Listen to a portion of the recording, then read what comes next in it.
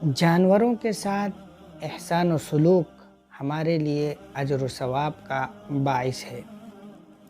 سرکار دو عالم صلی اللہ علیہ وسلم کی ایک حدیث ہے، حضرت ابو ہریرہ رضی اللہ عنہ نقل فرماتے ہیں، جس کو امام مسلم نے اپنی کتاب میں نقل کیا ہے کہ ایک مرتبہ اللہ کے نبی صلی اللہ علیہ وسلم نے فرمایا کہ ایک بدکار عورت کی صرف اس وجہ سے بخشش کر دی گئی کہ اس نے ایک کتے کو پانی پلایا تھا۔ واقعہ یوں ہوا کہ بنی اسرائیل میں ایک بدکار عورت رہتی تھی۔ اس عورت کا ایک مرتبہ ایک ایسے کنویں سے گزر ہوا جس کے کنارے ایک کتا پیاس کی شدت سے ہانپ رہا تھا۔ اس سے یہ واقعہ دیکھ کر رہا نہ گیا اور اس کے دل میں اللہ تعالیٰ نے ایک جذبہ پیدا کیا۔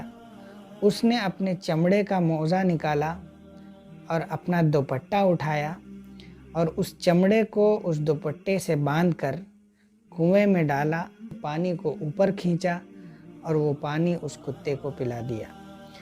اللہ تعالیٰ کو اس کا یہ عمل اتنا پسند آیا کہ اللہ تعالیٰ نے اس بدکار عورت کے بخشش کر دی۔